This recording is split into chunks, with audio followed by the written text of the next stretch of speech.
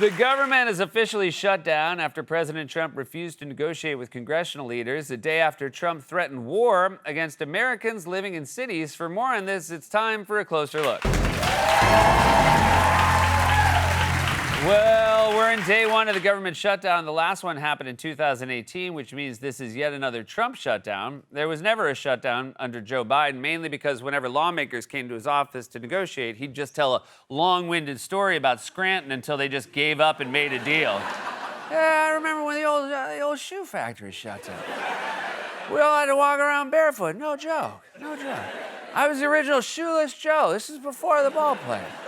Ray Liotta played him in a movie. Ray Liotta was in a lot of movies. I'm going to tell you about another Ray Liotta movie unless we can get this deal done. And then Republicans would just scream, fine, we'll keep the government open, just stop talking. And then Biden would sit up and say, good, now go home and get your shine box. That's a line from Goodfellas, Ray Liotta movie. Anyway, the point is Trump has once again presided over a government shutdown, which, as you may know, will have repercussions for pretty much everyone. The Congressional Budget Office estimates 750,000 employees could be furloughed at a cost of $400 million a day. The CDC has said communications to the American public about health-related information will be impacted. The Department of Transportation said hiring and training of air traffic controllers would be suspended. I know that sounds bad, but it's not that important. Like, who needs air traffic controllers? All we need to do is finally take my brilliant idea of giving every airplane a car horn so they can just honk at each other like New York City cab drivers. And pilots could be like, hey, I'm flying here. Now, most airlines would have a standard horn, but I do think Spirit should pick a funny one. You know, that way, when they pulled up to the gate, you'd hear this. Anyway, you were saying all the bad stuff that happens when the government shuts down? All active duty personnel of the United States military and the National Guard must continue their assigned duties, but they won't get paid until the shutdown ends. The Bureau of Labor Statistics said this month's jobs report could be delayed and data collection for future reports would be paused. The chief economist at the consulting firm EY Parthenon told the New York Times this, quote, flying blind amidst heavy fog is a dangerous proposition. Sure, normally flying blind amidst a heavy fog would be dangerous, but not with your Spirit Airlines horn. Anyway, the point is, a government shutdown is obviously not great, which is why the president should get congressional leaders in a room together and hash out a deal. I mean, that's obvious to everyone, including this guy back in 2011. If there is a shutdown, I think it would be a tremendously negative mark on the president of the United States. He's the one that has to get people together. The president's the leader, and he's got to get everybody in a room, and he's got to lead. In 25 years and 50 years and 100 years from now, when the government is, when they talk about the government shutdown, they're going to be talking about the president of the United States. Who was the president at that time? With Congress, you have to get everybody in a room, and you have to get them to agree. You have to get people in, grab them, hug them, kiss them, and get the deal done. If Trump started grabbing, hugging, and kissing Chuck Schumer and Hakeem Jeffries, I think they'd agree to anything just to get the hell out of there. I mean, if Donald Trump tried to hug me, I'd run to Joe Biden's house to let him tell me a story about the John Wayne movie he watched last night. Now, for some reason, Trump is obsessed with hugging whenever he negotiates with someone. Armenia and Azerbaijan, going on for years. They came to my office, the two leaders, two great guys. At the end of an hour, we were hugging each other and holding hands. It was an amazing thing. I'm assuming every time Don Jr. and Eric hear him talk like this, they say, where the was my hug? Why were you hugging and holding hands? Were you world leaders negotiating a peace treaty or bridesmaids at a wedding? I love you, besties. You're going to get married next. No, you're going to get married next.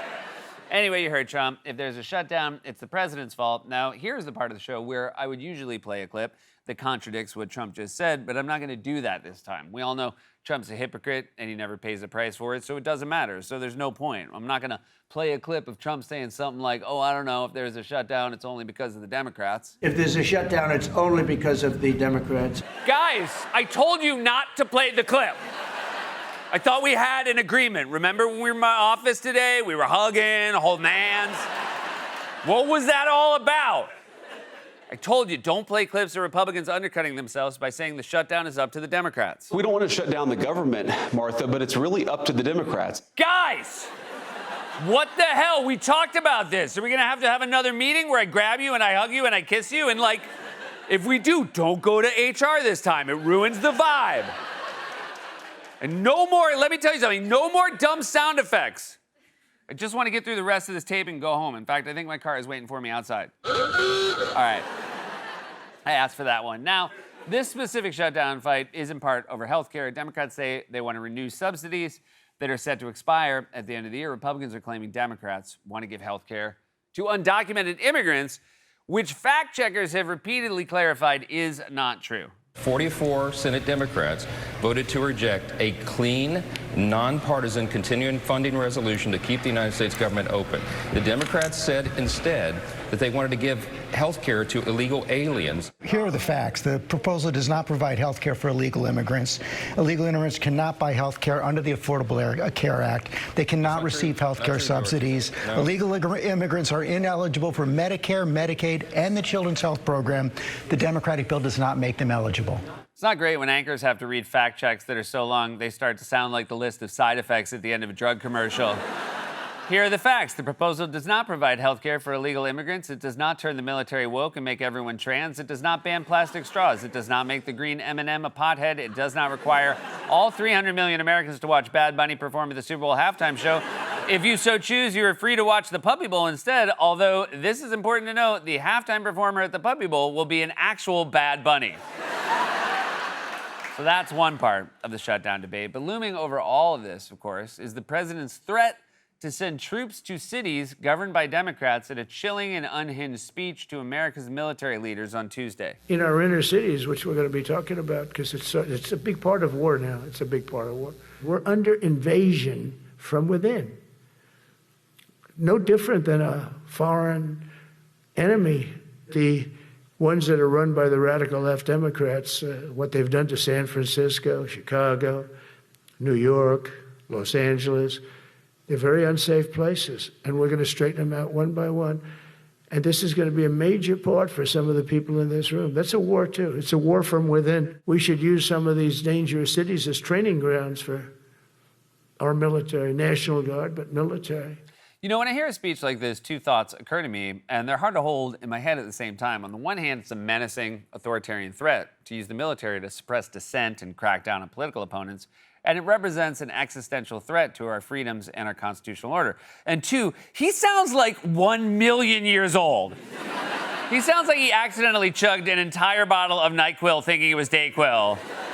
Is there a chance he's actually asleep? Like, could he be sleepwalking? Is he gonna wake up tomorrow and say, wait, I did what?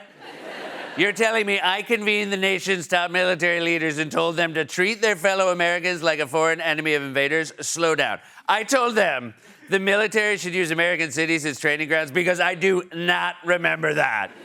Which bottle is which again? Oh, right, DayQuil is the one that's the color of the sun because it's daytime. Why can't I remember that? This is worse than the time I sleepwalked and went up to the roof.